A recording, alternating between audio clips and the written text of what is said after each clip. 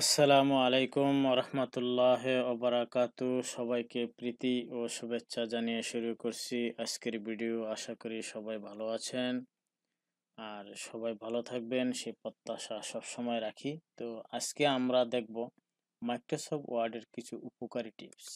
আশা করি ভিডিওটি প্রথম থেকে শেষ পর্যন্ত দেখবেন এবং ভালো কিছু আহ, শিখতে পারবেন। তো প্রথমেই আমরা যেটা করব সেটা হলো, দেখুন, এই পেজটা আমার দুভাবে থাকে। পেজটা সাধারণত দুভাবে থাকে, একটা হলো পোর্ট্রেট আর একটা হচ্ছে ল্যান্ডস্কেপ। তো একই ফাইলে দুটা পেজ কিভাবে থাকবে, প্রথমে আজকের সেই ট্রিক্সটি দেখার জন্য চেষ্টা করব। তো আমার প্রথম যে পেজটা আছে এই পেজটা আহ, এই পেজটা আছে পোর্ট্রেট। এটাকে আমি আরেকটা পেজ করে নেই। ধরুন আমি আরেকটা পেজ করতেছি। এখন আমার দুইটা পেজে আমার পোর্ট্রেট। একটি ফাইলে কিভাবে পোর্ট্রেট এবং ল্যান্ডস্কেপ দুটি পেজ রাখা যায় সেটা দেখব। তো আমি প্রথম এই পেজটা আমি এখন ল্যান্ডস্কেপ করব।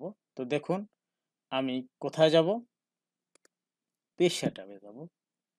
পেজ সেটআপে আসলাম, আসার পর আমার পেজটা আমি ল্যান্ডস্কেপ করলাম।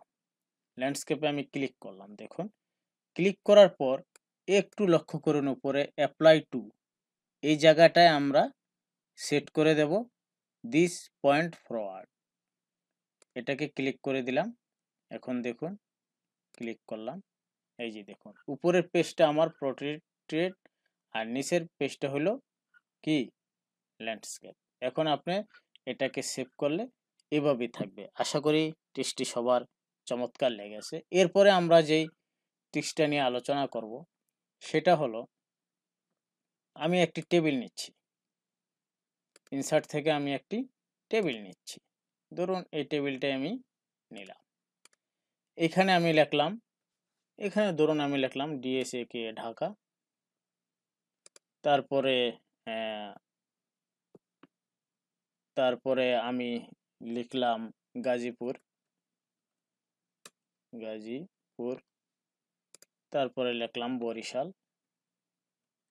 আচ্ছা, লেখার পর আমরা সাধারণত কি করি, আমরা সাধারণত উপরে, ধরুন বরিশালের উপরে আমার আরেকটা টেবিল লাগবে, বা বরিশালের যেই ঘরটা আছে এটা আমরা উপরে নেব। সেক্ষেত্রে আমরা আজকে যেটা দেখব সেটা একটা চমৎকার টিপস। সেই টিপসটা হলো এরকম যে, কন্ট্রোল শিফট উপরের অ্যারোটা যদি আমি ক্লিক করি, দেখুন অল্টার শিফট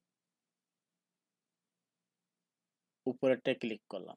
দেখুন আমার বরিশালটা নিচে ছিল, বরিশালের গড়টা কোথায় ছিল, নিচে ছিল, কিন্তু বরিশালের গড়টা এখন কোথায় চলে গেছে, উপরে চলে গেছে। এখন ধরুন এখানে আমার 50 আছে, ধরুন 22 আছে, আমার এগুলি আছে। এগুলি যদি এখন আমি এই নিচের ঘরে নিয়ে আসতে চাই, বরিশালের ঘরটা, তাহলে আমরা কি করতে হবে, এটাকে কাট কাট করতে হবে। কাট করার পর অনেক ঝামেলা করার পর আমরা নিয়ে আসি। কিন্তু দেখুন আজকের ট্রিক্সটিতে চমৎকার একটি, ঘরটার মধ্যে আমরা কার্সারটা রাখবো। কার্সারটা রাখার পর কিবোর্ডের অল্টার শিফট নিচে যে অ্যারোটা আছে, নিচে আসার যে কিবোর্ডের অ্যারো আছে, দেখুন আমি অ্যারোতে ক্লিক করলাম, চলে আসলো। আশা করি আমরা চমৎকার একটি টিক্স দেখতে পেলাম। এরপরে আমরা যে টিক্সটি দেখব সেটি আরও একটি চমৎকার টিক্স। ধরুন আমি একটি লিখিত, আচ্ছা, এই লিখিত একটি ডকুমেন্ট ওপেন করলাম।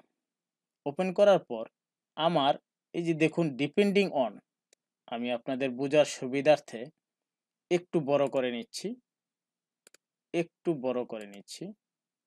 আচ্ছা, নো সরি, আমি যদি এনিথিং এলসটা আমি একটু কালার করে নিচ্ছি আপনাদের বোঝার সুবিধার্থে অলসো। দেখুন আমি যখনই এটাকে একটু বড় করলাম তখনই এনিথিং এলস, অর্থাৎ এনিথিং এর সাথে যে এলসটা ছিল সেটা কি হইল, সেটা এলসটা পৃথক হয়ে চলে আসলো। এখন আমি যেই টিক্সটি নিয়ে আলোচনা করব সেটা হলো যে না, কেউ কাউকে বাদ দিয়ে আসবে না, আসতে হলে দুজনই আসবে, আর না আসলে কেউই আসবে না। সেরকম একটি টিক্স নিয়ে আলোচনা করব এবং এই টিক্সটি অ্যাডভান্স লেভেলের একটি টিপস। তো দেখুন আমি যদি প্রথমেই এটাকে নিয়ে আসলাম এনিথিং এলস, দেখুন লক্ষ্য করুন এখন আমি স্পেস দেব না, স্পেস দেওয়ার আগে আমি এখানে আমার কাজটা করব, সেটা হলো কিবোর্ডের কন্ট্রোল শিফট স্পেস চাপবো, তিনটা একবারে চাপবো। কি কি চাপবো? কন্ট্রোল শিফট স্পেস চাপলাম। চাপার পর এখন লক্ষ্য করুন, এখন যদি আমি ব্যাক স্পেসে যাই, এখন লক্ষ্য করুন যে আমি একটু ছোট করে নিচ্ছি দেখার সুবিধার্থে। দেখুন এখন আমার এই জায়গাটায় আসছে, আসার পর এখন লক্ষ্য করুন আমি যদি লেখাটাকে বড় করি, লেখাটাকে যদি একটু বড় করি, দেখুন কেউ এর আগে যেটা হচ্ছে যে আমি একটু বড় করাতেই এনিথিং টা রাইখা এলস চলে গেছিল।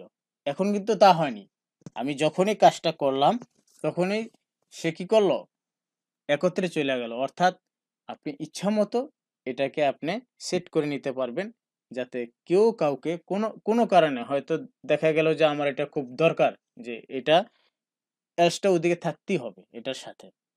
ঠিক আছে, তাইলে এই ব্যবহারটা আশা করি বুঝতে পারছেন। তো আজকের টিপসটা অবশ্যই সবার ভালো লেগেছে। সবাই ভালো থাকবেন, সুস্থ থাকবেন, সবার জন্য শুভকামনা।